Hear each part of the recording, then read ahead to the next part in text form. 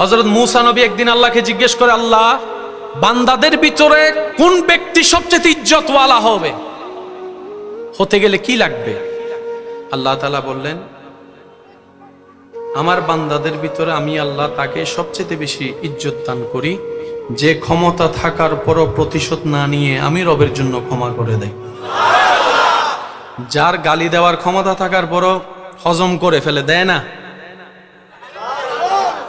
মারার ক্ষমতা থাকার পরও মারে না, যা বাদ দিলাম, তুই আমার কাছে অপরাধ করেছিস একটা, আমার কাছে তোর অপরাধ একটা, আমি একটার জন্য যে রাগ দেখাচ্ছি, আমার 1000 অপরাধ তো আমার আল্লাহর কাছে জমা আছে, জানা আছে। আমি যদি তোকে মাফ করতে না পারি, আমি সব রবের কাছে মাফ চাইবো কোন মুখে? যা, আমি তোকে মাফ করে দিলাম, ভাই হিসেবে না, আমার রবের বান্দা হিসেবে মাফ করে দিলাম। রব বলে যে মাফ করা তো আমার শান, তুই কেন মাফ করলি? তখন বান্দা বলে যে আল্লাহ, আমি শুনেছি তুমি মাফকারীকে ভালোবাসো, ক্ষমা করলে ভালোবাসো, তোমার ভালোবাসা পাওয়ার জন্য, তোমার প্রিয় হওয়ার জন্য আমি মাফ করে দিলাম। রব বলে, যা, তুই তারে মাফ করেছিস, আমি তোরে মাফ করলাম।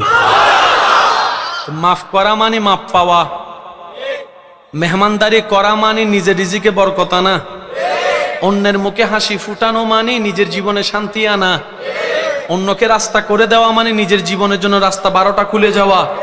সেজন্য রবের জন্য যা করে, মান জাআ বিল হাসানাতি ফালাহু আশরু আমসালিহা, সর্বনিম্ন 10 গুণ বেশি পাওয়া হয়। আর রব্বুল আলামিন কখনো ওয়াদা ভঙ্গ করে। আল্লাহ আমাদেরকে পাওয়ার মতো যোগ্যতা অর্জন করার তৌফিক দান করুন। দুনিয়ার নিয়ম হচ্ছে আপনি দিবেন যতটুকু, মালও পাবেন তত। একটু জোরে বলি, আপনি যদি 5000 টাকা দেন, আপনি কখনো স্বর্ণ আশা করতে পারবেন না, কিন্তু আপনি 5000 টাকা দিলে সিটি গোল্ড পাবেন, যেটা স্বর্ণের মতো দেখতে হবে কিন্তু স্বর্ণ হবে না। দুনিয়ার নিয়ম হচ্ছে দিবেন তো পাবেন, পরিশ্রম দিবেন বেতন পাবেন, টাকা দিবেন বাজার পাবেন, টাকা দিবেন গাড়ি পাবেন। লেনদেনের যে সিস্টেমটা দুনিয়াতে বলবৎ আছে, ইমানদার ভাইয়ারা ইমানি আওয়াজে বলেন, আল্লাহ যদি নিজের যা দেওয়া আমাদেরকে দিয়েছেন এই পর্যন্ত, একটা নিঃশ্বাসের যদি আল্লাহ বেতন রাখতেন, আপনার আমার কারো পক্ষে সেই বেতন দেওয়া, সেই টাকা দেওয়া সম্ভব হতো? আল্লাহ যদি বলতেন 10 ওয়াক্ত নামাজ বুঝাই দিলে একটা নিঃশ্বাস নেওয়ার সুযোগ দিব, আপনার আমার অস্তিত্ব থাকতো না। রব্বুল আলামিন যদি বলতেন তুমি 50 ওয়াক্ত নামাজ আমাকে বুঝাই দিলে আমি ফজরের নাস্তা দিব, আপনার আমার অস্তিত্ব থাকতো না। কি আমাদের সৌভাগ্য, কি আমাদের কপাল, এমন একজন মহান রবের, শানওয়ালা রবের বান্দার খাতায় আপনার আমার নাম লেখা, যার দয়ার কোনো সীমানা নাই, যার করুণার কোনো কমতি নাই। তিনি এমন দয়াবান, নামাজটা পড়লো, ঘুম থেকে ওঠার আগে নাস্তার ব্যবস্থা করে দেন। দয়ার কোনো কমতি নাই। রব্বুল আলামিন আমাদের থেকে নেন তারপরও দেন, বিষয়টা তা না, কিন্তু তিনি খুশি হন আমার বান্দায় যদি নিজে থেকে আমাকে দেয়। একটু জোরে বলি, আমি যদি আপনাদের খেদমতে কথাটা রাখার চেষ্টা করছি, ওমা তৌফিক ইল্লা বিল্লাহ। মনোযোগ কি আছে? দুনিয়ার সিস্টেম হচ্ছেন দিবেন পাবেন, রব বিনা হিসাবে দিচ্ছে, দিয়েছেন দিচ্ছেন দিবেনও, দিয়েছেন দিচ্ছেন দিবেন। তিনি হচ্ছেন রহমান। মা বাবাও দেওয়ার আগে স্বার্থভাবে, আমি তোরে ছোটবেলায় খাওয়াচ্ছি, আমি যখন বুড়া হব তুই আমারে খাওয়াইস। শুনতে খারাপ লাগলো, এটাই বাস্তব। আবার অনেক সময় খোটা দেয়, আমি লাইল্লা ফাইল্লা বড় করছি, আমার এনা দিবি, আগে আমারা দে, আগে আমারা দে। আমি জন্ম না দিলে তুই কোত্থেকে পাইতি শরীর, যদি শরীর না পাইতি আজকে বড় বস কেমনে হতি, আমার কারণে আমি দিছি। কিন্তু রব একবারও বলে নাই, বান্দারে আমি তোকে হায়াত দিয়েছি, আমি তোকে নিঃশ্বাস নেওয়ার সুযোগ দিয়েছি, বান্দা তোর নিঃশ্বাস নেওয়াটাও আমার হুকুমের উপর নির্ভর, নিঃশ্বাস ফেলাটাও আমার হুকুমের উপর নির্ভর। আমি যদি কেউ নিঃশ্বাস নেওয়া অবস্থায় একবার বলি থেমে যা, সে আর ফেলার কোনো সুযোগ পাবে না। আমি আল্লাহ, তুই যোগ্যতা যতটুক নাই তোর, তার চাইতে আমি তোকে বেশি দান করেছি। বান্দা দুনিয়াতে একটা চোখ কিনতে যা, তোর জায়গা সম্পত্তি সব বিক্রি করে ফেলতে হবে, তারপরও বরাবর চোখ তুই পাবি না, কিন্তু আমি রবকে দেখ ফিরি ফিরি 2টা চোখ তোকে দান করে দিয়েছি। বান্দা, তোর লক্ষ কোটি টাকা থাকার পরও তুই অনেক সময় কিডনি পাবি না, কিডনি তোরে কেউ দিবে না, ঠেকায় পড়লে অনেককে পাবি, কিন্তু বরাবর কিডনি হবে না। আমি রব ফ্রি ফ্রি কিডনির ব্যবস্থা করেছি, ডায়ালিসিসের ব্যবস্থা করেছি, হার্টের ব্যবস্থা করেছি। সুবহানাল্লাহ কি একটু বলা যাবে? বান্দা, তুই 10 কোটি টাকা দিয়ে ব্রেনটা কিনতো দেখি, কে দেয় তোকে ব্রেন? কেউ তোকে ব্রেন দিবে না, আমি রব তোকে দিয়েছি। বান্দা, তোর যোগ্যতা নাই, আমি দিচ্ছি। আল্লাহ, আমি তো এতদিন বুঝিনি, আজকে বুঝার চেষ্টা করেছি, তুমি আমার যোগ্যতার চাইতো বেশি আমাকে দান করেছো। আল্লাহ, আমারও তো কিছু তোমাকে দিতে ইচ্ছে করে। আল্লাহ, আমি কি করব? আমি কি দিব? আমি কি দিব? এতটুক তো জানি, তুমি চেয়ে নাও না, তুমি চাও বান্দা খুশি মনে দেখ। আল্লাহ কি বলেছেন যে ফজরের নামাজটা পড়লেই বাদ দিব? বলেন না। রব বলে যে নামাজ পড়লেও দিব, না পড়লেও দিব। আমি আদেশ দিয়েছি, শুধু তাকিয়ে আছি কে পালন করে তো কে করে না, হাসরের ময়দানে আমার কাছে জবাব দিতে হবে। রব বলে যে বান্দা, আমি তোর কাছে চাইবো না, চাইলে ফরজ হয়ে যাবে। যাকাত দেওয়া কি চাইছেন কে? রোজা রাখা কি চেয়েছেন কে? নামাজ পড়া কি চেয়েছেন কে? রব যখন আদেশ করে চাই সেটা ফরজ হয়ে যায়।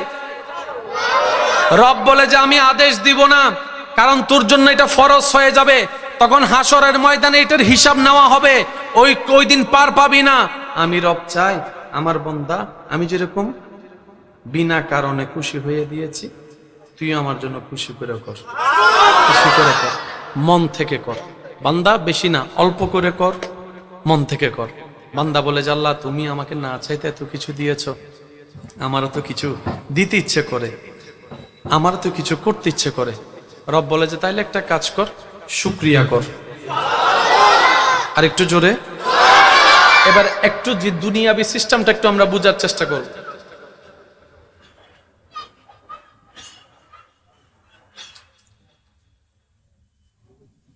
দিয়েছেন, পেয়েছেন, লেনদেন বলে না, লেনদেন। দিয়েছেন, পেয়েছেন, লেনদেন। বেশি থেকে বেশি আসসালামু আলাইকুম, ওয়ালাইকুম সালাম, ভাই দেখা হবে, পিয়ামানিল্লাহ, শেষ। রব আপনাকে খাবার দিয়েছেন, যদি এখানে লেনদেন শব্দটা মানায় না, বোঝার জন্য বলছি। আপনি শুকরিয়া দিয়েছেন, তাহলে একটা জিনিসের হয়েছে তো, দিয়েছেন, আপনিও দিয়েছেন। রব বলে যে লা ইন শাকারতুম লাযিদান্নাকুম, এক প্লেটে শুকরিয়া করো, লাযিদান্নাকুম, আমি আল্লাহ আরো বাড়াই দিব, আরো বাড়াই দিব, আরো বাড়াই দিব। লেনদেনটা কিন্তু হয়নি, এটা দয়া হয়েছে। আর একটু জোরে বলেন না।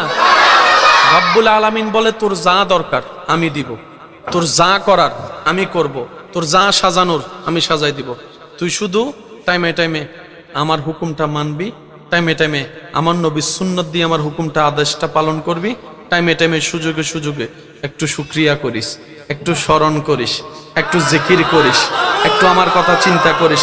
বান্দা, তোর জীবন চলার পথে বিরক্ত লাগবে বলে আমি কক্সবাজার বানিয়ে দিয়েছি, সাগর পারে তুই একটু ঘুরতে জানা, ফ্রেশ হয়ে আয়, কিন্তু খবরদার ডেও দেখে মাতাল হয়ে যাস না, আমাকে ভুলে যাস না। ওই ডেও দেখে দেখে চিন্তা করবি, কোনো প্রকার মেশিন ছাড়া, দেওয়াল ছাড়া, কোনো কারণ ছাড়াই ওই দূরে পানিটা একদম সচ্ছলতার সাথে আস্তে আস্তে পারে, আস্তে আস্তে ডেও হয় কেমনে, ডেও হয় কেমনে, তখন আমি রবের এক ক্লাস পানির দিকে তাকাই, আমার শুকরিয়া আদায় করিস। রব বলে যে তোর চোখের শান্তি আমি দিব, মনের শান্তি আমি দিব, ব্রেনের শান্তি আমি দিব, তুই শুধু শুকরিয়া করতে থাক, তুই শুকরিয়া করতে থাক, তুই শুকরিয়া কর, আমি খাবার বাড়াই দিব, রিজিক বাড়াই দিব, সুস্থতা বাড়াই দিব, ইনকাম বাড়াই দিব। আমি সুবহানাল্লাহ শুনতে পাচ্ছি না, আরো জোরে বলি সুবহানাল্লাহ। আমি বাড়াই দিব, তোর সুস্থতা আমি দান করব। বান্দা, তোর জীবন কেন্দ্রিক যা দরকার আমি মালিক, খালিক, আমি গনি, আমি আজিজ দান করব। এক কথায় দুনিয়া চলার পথে তুই আমি রবের হয়ে যা, আমার রবের সবকিছু আমি তোর করে দিব। সুবহানাল্লাহ। মৃত্যু এই কথায় যারা একমত তারা একটু বলেন ঠিক কিনা? ইঞ্জেকশনের কষ্ট বেশি মারে মা আই শেষ করে দিই তলিও ভাই এনা রাইতো বহুত অনার্থ নষ্ট। গণিত দূর থেকে কঠিন লাগে, বুঝে গেলে সূত্র মানব জীবনের বিষয়টা গণিতের চাইতে বড় জটিল এরকম লাগে, কিন্তু আপনি যখন রবের রহমত দিয়ে নবীর প্রেম দিয়ে দেখবেন প্রত্যেকটা কঠিনের ভিতরে আপনি সহজ খুঁজে পাবেন। অনেকে বলে জীবনে গাতায় ভরে গেছে, এক ধরনের মানুষ। আর যারা রবের উপর ভরসা করে তারা বলে যে বড় বিল্ডিং বানাইতে তো গর্ত বড় করতে হয়, হয়তো রবে আমার গর্তে ফেলছে যে আমার বেসটা যেন শক্ত হয়, মজবুত হয়। সেজন্য নবী বলেছেন ইন্নামাল আমালু বিন্নিয়ত, বিশ্বাস করেন কঠিন কিছুই নয়। আপনি আমি যদি নিয়তের দিকে একটু পাক্কা হতে পারি, ঈমানের ব্যাপারে একটু পাক্কা হতে পারি, আল্লাহর উপর ভরসার ক্ষেত্রে পাক্কা হতে পারি, নবীর আদব প্রেমের প্রতি যদি একটু পাক্কা হতে পারি, বিশেষ করে এই চারটাতে আপনার আমার জন্য বন্ধ রাস্তাও খুলে যাবে, পাহাড়ের ভিতরে রাস্তা হয়ে যাবে। বিশ্বাস আছে না নাই? জগৎ বলে পানির ভিতরে পার হওয়া নৌকা ছাড়া সম্ভব নয়, বিজ্ঞান বলে সম্ভব নয়, স্যাটেলাইট বলে সম্ভব নয়। কিন্তু মূসা নবীর উপর ঈমান রেখে যখন মূসা নবীর সাথীরা পারে এসে দাঁড়ালো, রবের হুকুমে মূসা নবী যখন আঘাত দিল, পানি দুই ভাগ হয়ে মাঝখানে রাস্তা হয়ে গেল। এ কথা আমরা সবাই জানি। আজকে চলেন সে ঘটনার আর একটু ভিতরে যাই না, সুবহানাল্লাহ করা যায় হই আর একখানে আসতে করে। আমরা এখন বসে আছি কিসের উপর? আপনি যদি এই জায়গায় 1 মাস পুকুর খনন করে পানি রাখেন, 1 মাস পরে যদি পানি সব নিয়ে ফেলেন, আপনি একদম এখন যেভাবে এখানের উপর হাঁটতেছেন এভাবে হাঁটতে পারবেন? কারণ মাটি পানি লাগলে কাদা হয়ে যায়। মূসা নবী যখন পার হচ্ছিলেন,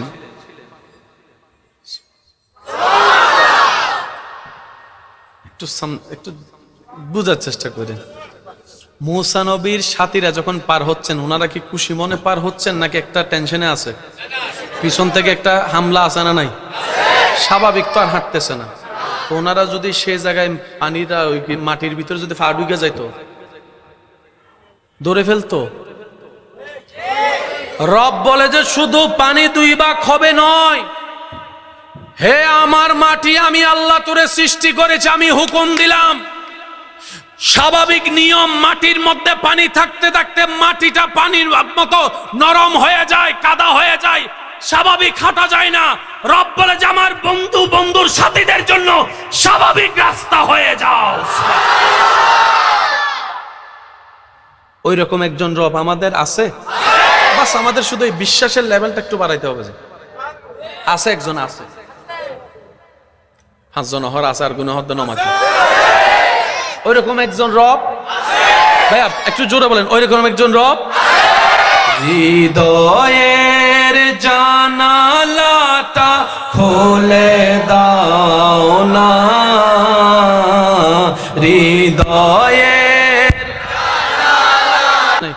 একটু মায়া, একটু মহাব্বত, একটু ভালোবাসা, একটু সাক্ষাৎ, ভাই কেমন আছেন, হাসি মুখে কথা বলা, এটার চাইতে কিন্তু আসলে বড় শান্তির এবং পাওয়ার আর কিছু। আপনার আমাদের চট্টগ্রামের ভাষায় একটা কথা প্রচলন আছে যে সম্মান দিলে আর খাবার দেওয়া লাগে না, এমনি পেট ভরে যায়।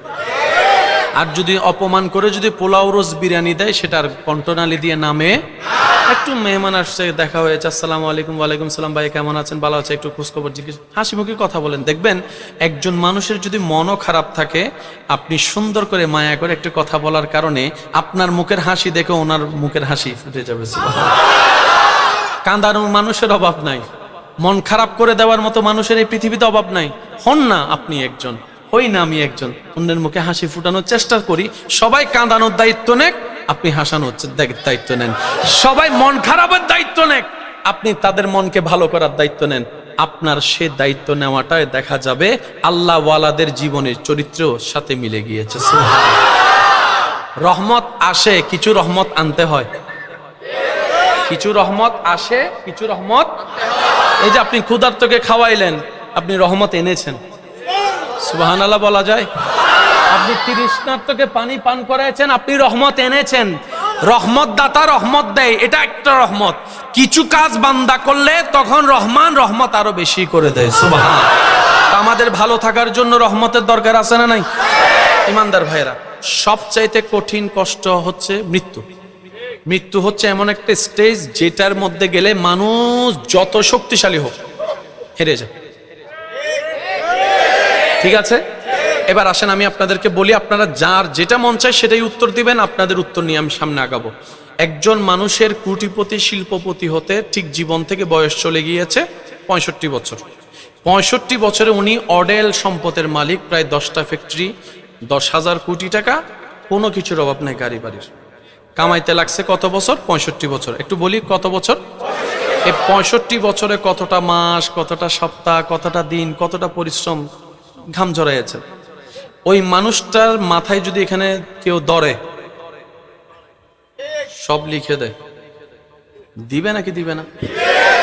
তো 65 বছরের কষ্ট আগে বাঁচিলই। অর্থাৎ মৃত্যু এমন একটা স্টেজ যেখানে গেলে আর কোনো দাড়ি কমা থাকে না, সব দিয়ে দে। ভাই গাড়ি লো, আমারে মারিস না। বাড়ি লো, আমারে মারিস না। ওই রেঞ্জ রোভারটা তোর, আমারে মারিস না। যা ফেরারিও তোরে দিলাম, আমারে মানিস না।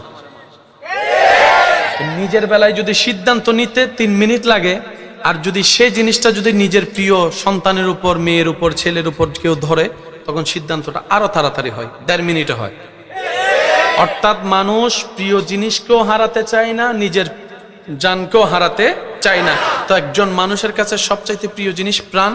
প্রাণের কষ্টটার চাইতে আর কোনো কষ্ট। মনে রাখবেন ভাইয়েরা, মৃত্যু যন্ত্রণা যখন শুরু হবে তখন সারা পৃথিবীতে, সারা দুনিয়াতে, সারা জীবনে আপনি যত কষ্ট পেয়েছেন, কোনো কষ্টই আপনার কাছে কষ্ট মনে হবে না, সবকিছু মনে হবে সামান্য। এটার চাইতে 1000 গুণ কষ্ট মৃত্যুর কষ্ট। কিন্তু সেই মৃত্যুটাও, কষ্টটাও নেয়ামত হয়ে যায় যখন রহমতে ইলাহি হয়ে যায়।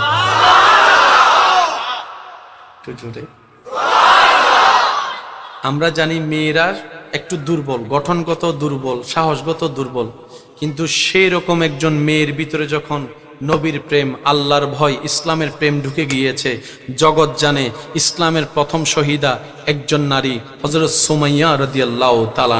সুমাইয়া রাদিয়াল্লাহু তাআলা কালিমা পড়েছে।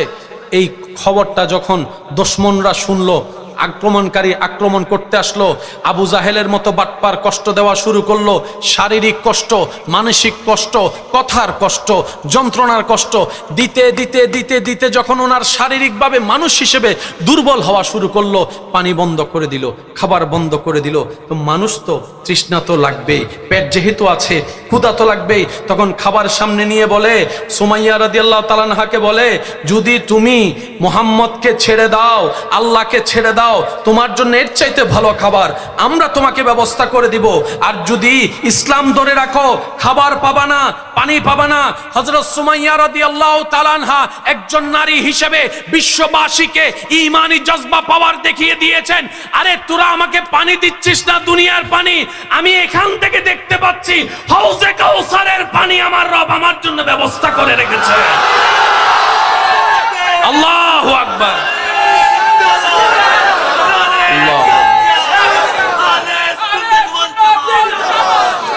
কথা বলেন ঠিক কিনা? আর একটু জোরে বলেন ঠিক কিনা? একজন সাহাবা, মহিলা সাহাবা হযরত জুনেরা রাদিয়াল্লাহু তাআলা আনহা, ওনাকে ইসলাম ধর্ম গ্রহণ করার অপরাধে বিভিন্নভাবে কষ্ট দিতে দিতে দিতে দিতে দিতে এক পর্যায়ে ওনার চোখের মধ্যে আঘাত করে। সেই আঘাতে হযরত জুনেরা রাদিয়াল্লাহু তাআলা আনহার চোখের আলো চলে যায়। এই খবর যখন ছড়ায়, আবু জেহেল এসে ওনাকে তানা মেরে বলে, এ জুনেরা, দেখেছস তুই আমাদের দেবদেবতা ছেড়ে দেওয়ার কারণে ওই দেবদেবতা তোর উপর নারাজ হয়েছে বলে তোর চোখের আলো চলে গিয়েছে। যার যেরকম বুঝ, যা তার সেরকম কথা, এটাই তো বাস্তবতা। বলে যে এই দেবতা ছেড়ে দেওয়ার কারণে অভিশাপ লেগেছে, তোর চোখের আলো চলে গিয়েছে। এখন যদি তুই দেবতার দলে চলে আসিস, তোর চোখের আলো চলে আসবে। হযরত জুনেরা রাদিয়াল্লাহু তাআলা বলে, আমি জীবনও আসবো না, প্রাণ গেলেও আসবো না, কারণ অনেক কষ্ট করে এই রাস্তার সন্ধান পেয়েছি, এই রাস্তার সন্ধান পেয়েছি। এটা এমন একটা রাস্তা যেখানে আগুনে পড়লেও শান্তি আছে, কাঁটা ফুটলেও শান্তি আছে, অপমানের মধ্যেও শান্তি আছে, অপবাদের মধ্যেও শান্তি আছে। আমি কি শান্তি পাচ্ছি সেটা তো আমি তোমাদেরকে বুঝাতে পারবো না, তোমরা তো দেখতেও পারবে না। কিন্তু তুমি দাবি করছো আমি আল্লাহকে মানার কারণে আমার চোখের জ্যোতি জ্বলে গিয়েছে, আর আমার আল্লাহ চাইলে বিনাইকে যার আলো নাই তাকেও আলো দিতে পারে।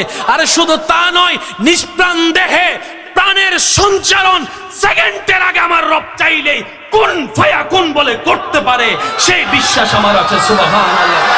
যখন এইরকম তর্ক বিতর্ক চলতে আছে, আবু জাহেল তার বাসা বক্তব্য দিতে আছে, জুনায়রা রাদিয়াল্লাহু তাআলা আনহাকে অপমান করতে আছে, শেষ পর্যন্ত জুনায়রা রাদিয়াল্লাহু তাআলা আনহা আল্লাহর দরবারে বললেন, আল্লাহ তুমি যতদিন চেয়েছো চোখের আলো ছিল, তুমি চাওনে চোখের আলো চলে গিয়েছে, আমার কোনো আপত্তি নেই, আমি এটাতে রাজি আছি, কারণ আমার দেখাটাও তোমার হুকুম, আমার না দেখাটাও তোমার হুকুম। আর বান্দার কাজ হচ্ছে রবের হুকুমে সব সময় রাজি থাকা। আল্লাহ আমি আমার জায়গা থেকে সন্তুষ্ট। কিন্তু এখানে আল্লাহ একটু ঘটনা ঘটেছে, ওদের দাবি দেবতা আমাকে অভিশাপ দিয়েছে, আজকে যদি আমি অন্ধই থাকি ওদের কথা সত্য হয়ে যাবে। আল্লাহ ওরা তোমার শানের ব্যাপারে ইজ্জতের ব্যাপারে প্রশ্ন তুলেছে, আল্লাহ ওরা তোমার নবীকে মিথ্যা প্রমাণিত করতে চাচ্ছে আমার চোখের আলো চলে যাওয়ার কারণে। আল্লাহ আমি জুনেরার জন্য আলো চাই না, তোমার ইজ্জতের খাতিরে, তোমার হাবিবের ইজ্জতের খাতিরে আমার চোখের আলো ফেরত দাও, আমার চোখের আলো আমাকে দাও, আমার চোখের আলো আমাকে দাও, আমি যেন জগৎকে দেখাইতে পারি রবের প্রেমিক কখনো অন্ধ হয় না, অন্ধ হয় না, নবীর প্রেমিক কখনো লসে থাকে না, লসে থাকে না। আল্লাহ তুমি দয়া করো। কান্না করতে করতে ঘুমাই গেলেন, চোখ খুলে দেখে জুনেরা রাদিয়াল্লাহু তাআলা আনহা আবার আগের মতো শুনে সব দেখতে পাচ্ছেন। হাসবি রব্বি,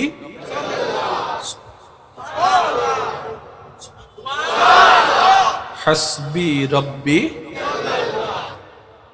পরেরটা আমাদেরকে আনতে হবে, মাফি কলবি।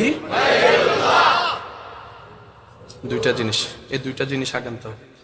নূর মুহাম্মদ, কয়টা জিনিস? তারপরে লা ইলাহা।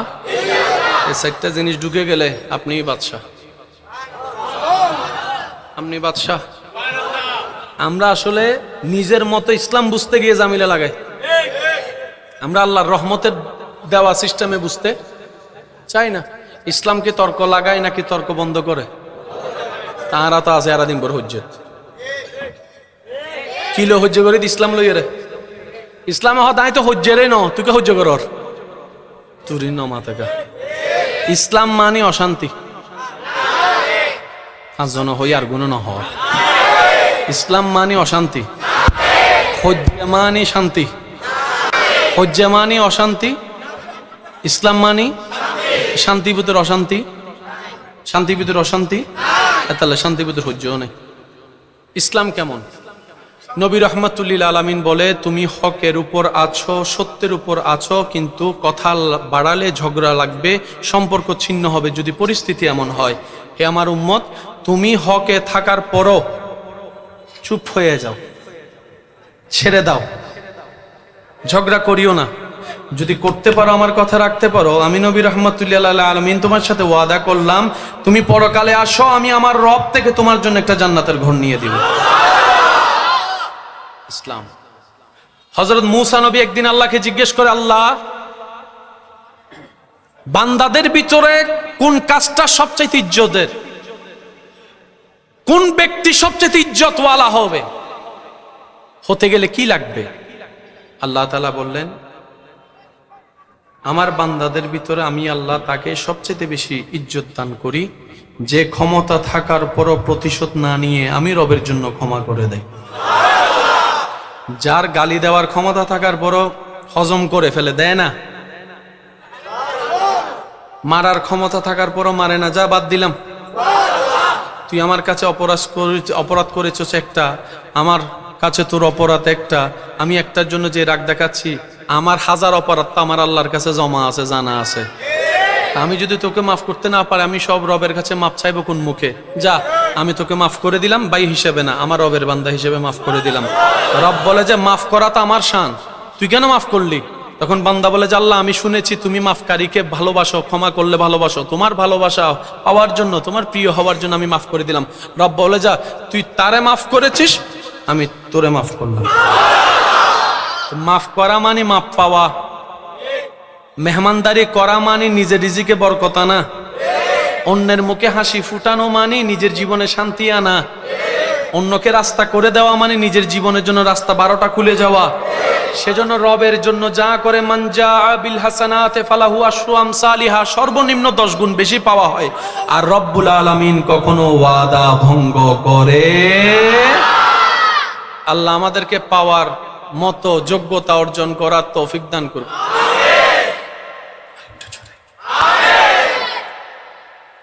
যা শুনে আপনাদের খুশি মনে সুবহানাল্লাহ বের হচ্ছে, সেটা যদি আপনারা নিজেরা করতে পারেন, তখন আপনাদেরটা দেখে পরবর্তী প্রজন্ম সুবহানাল্লাহ বলবে। কি বুঝাতে পারছি কথা? মনোযোগ আছে? আল্লাহর প্রিয় বান্দা হওয়ার ইচ্ছা আছে? আওয়াজ দিয়ে বলেন, আওয়াজ দিয়ে বলেন, আছে আছে। আল্লাহর প্রিয় বান্দা হওয়ার জন্য পিএইচডি পাস করা লাগবে, 10,000 কোটি টাকার মালিক হতে হবে। আল্লাহর প্রিয় বান্দা হয়ে কবরে যাওয়ার জন্য রেঞ্জ রোভার লাগবে, ল্যান্ড ক্রুইজার লাগবে, রিক্সা লাগবে, সাইকেল লাগবে, পালসার লাগবে, সুন্দর কাপড় লাগবে, ফাটা গেঞ্জি লাগবে, কিচ্ছু লাগবে না, শুধু সুন্দর একটা মন লাগবে, নিয়তে পরিষ্কার লাগবে, যেটা অলরেডি আগে থেকে রব্বুল আলামিন সবাইকে দান করে দিয়েছেন। কিন্তু রাজত্ব নিয়ে ফেলেছে শয়তানে। শুধু আপনার আমার কাজ হচ্ছে এই সব জায়গাগুলোকে শয়তানকে 3 তালাক দেওয়া। আমাদের মনের সৌন্দর্য নষ্ট করেছে কে? আমাদের ঘর নষ্ট করছে কে? আগে তারে বাইর করা, গেট আউট, গেট। তো সে তো অন্ধকার, আলো কখনো সইতে পারে না, আমাদের মনটাও নোংরা করে দিল। আপনি আমি কি মুখে বৃদ্ধ হাত বুটুকে তাকে বের করতে পারবো? তখন রব্বুল আলামিন বলে যে তুই একটা কাজ কর, টেনশন করিস না, তোর অন্তরে আমার হাবিব নবীর প্রেম ঢুকা, আমি রবের ভয় ঢুকা। এগুলো যখন নূরের বাতি জ্বলবে, অটোমেটিক শয়তান এমনি বের হয়ে যাবে। হযরত বাইজিদ বুস্তামি রাদিয়াল্লাহু তাআলা যে রাস্তা দিয়ে হেঁটে যেতেন, প্রায় সময় একজন ইহুদি ওনাকে ঠাট্টা করতেন, মস্কারি করতেন, আঘাতমূলক কথা বলতেন। হযরত বাইজিদ বুস্তামি রাদিয়াল্লাহু তাআলা যতবার যেতেন, শুনতেন, মুস্কি মুস্কি হাসতেন। হযরত বাইজিদ বুস্তামি রাদিয়াল্লাহু তাআলার সাথে যারা থাকতেন, ওনারা রেগে যেতেন, এমন কঠিন শব্দ ব্যবহার করতো সে, কিন্তু উনি মুস্কি হেসে হেসে পথ চলতেন।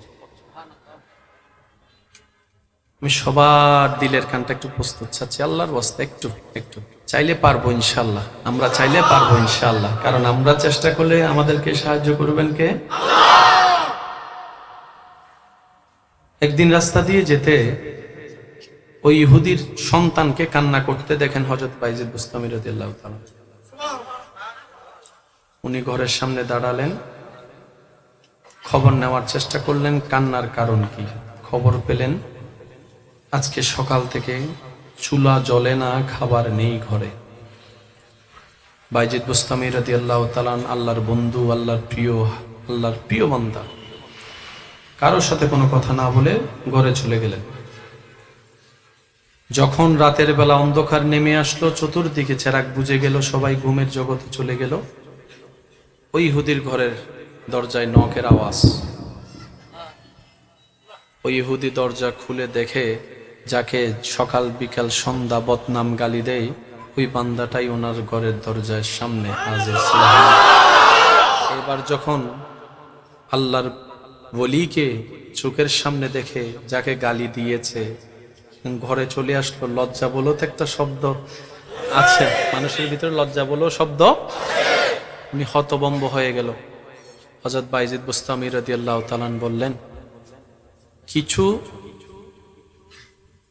উপহার এনেছি তোমার জন্য। আপনি আমাকে উপহার দিচ্ছেন, আমি তো দিন রাত 24 ঘন্টা আপনাকে মন্দ বলি, গালি দিয়ে পচা বলি। তখন বাইজিদ বুস্তামি বললেন, তুমি তোমারটা করো, আমি আমারটা করি, এগুলো আগে নাও। বলে যে আপনি কিভাবে জানলেন? আমি তো আপনাকে কষ্টের উপর কষ্ট দিই, তারপর আপনি আমার খবর রাখলেন। আমার ঘরের যে অবস্থা আপনি জানলেন কিভাবে? বাইজিদ বোস্তামি বললেন, তোমার সন্তান কিভাবে কান্না করতে দেখি আমি জানতে পেরেছি। পরের দিন সকালে ওই ইহুদি বাজারের মধ্যে গিয়ে বলে, এ বাজারবাসী শুনো, আমার মুখে এতদিন যার বদনাম শুনেছ, আজকে তার ব্যাপারে হাকিকত সত্যটা শুনো। যাকে আমি কান্না করিয়েছি এতদিন, অন্তর যার ব্যথিত করেছি, সে মহান মানুষটা আমার বাচ্চার কান্না সইতে পারে নাই। শুনো, তোমরা শুনো, ওই মানুষটা সত্য, ওর ধর্ম সত্য, ওর কালিমা সত্য, ওর স্রষ্টা সত্য, ওর কিতাব সত্য, ও যে নবীর কালিমা পড়েছে সেই নবীও সত্য, ওর ইসলামও সত্য। আমি সবার সামনে ঘোষণা দিলাম, ওর ধর্ম যেটা, ও যে আল্লাহকে বিশ্বাস করে, ও যে নবীকে বিশ্বাস করে, আমিও কালিমা পড়ে সেই নবীর সেই আল্লাহ।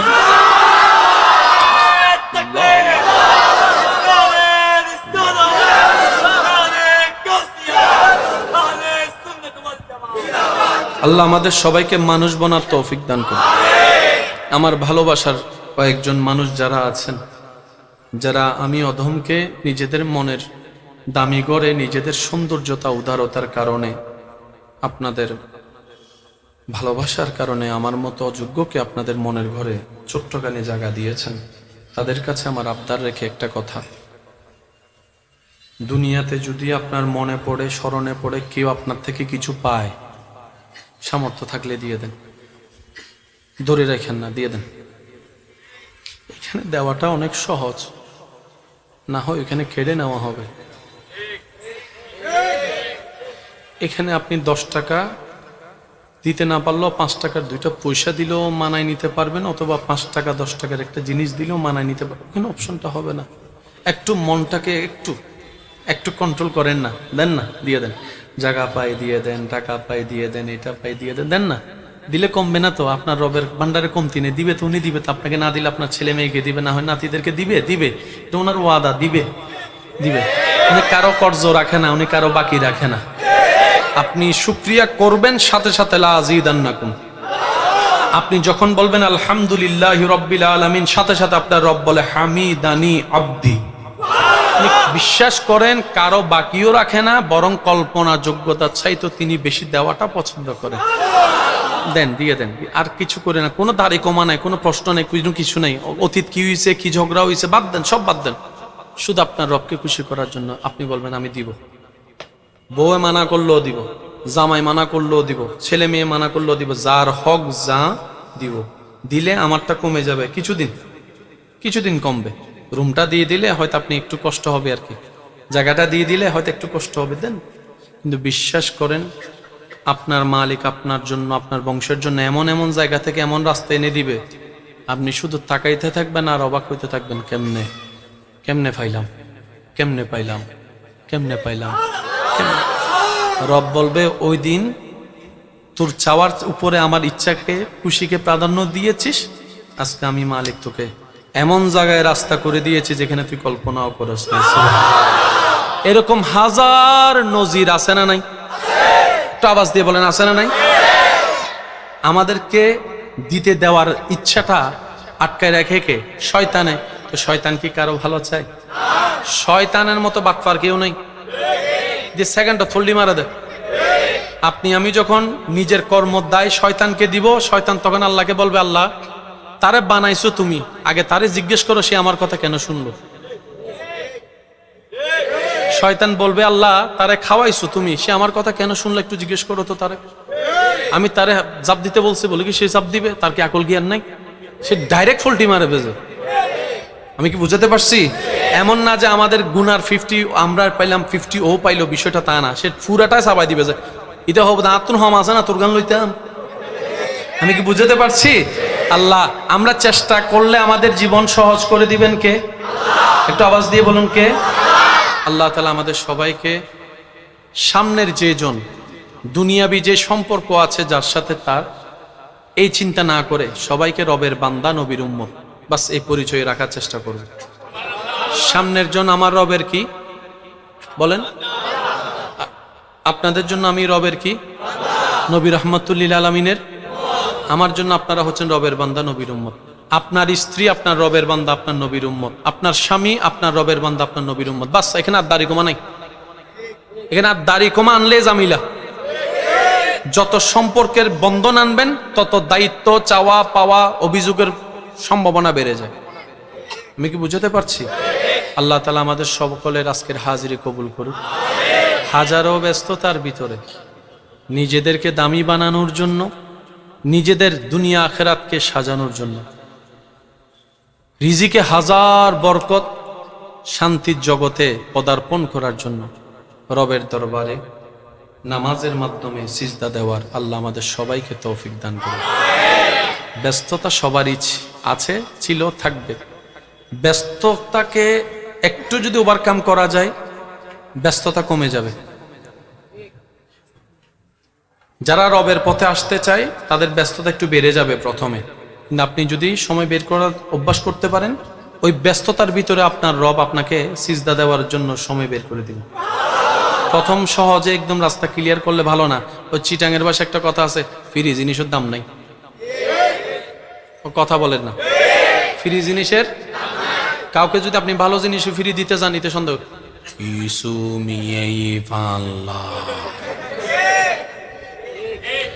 মিষ্টি একটাকে যদি আপনি দাম কমাই দেন, মনে করেন 500 টাকার মিষ্টি যদি 150 টাকা দিতেন,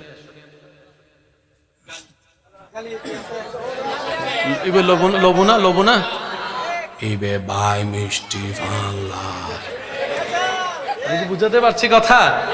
আল্লাহ তাআলা আমাদেরকে একটু পরীক্ষা করবেন, সেটাতে আমাদের লাভ আছে না নাই? আল্লাহ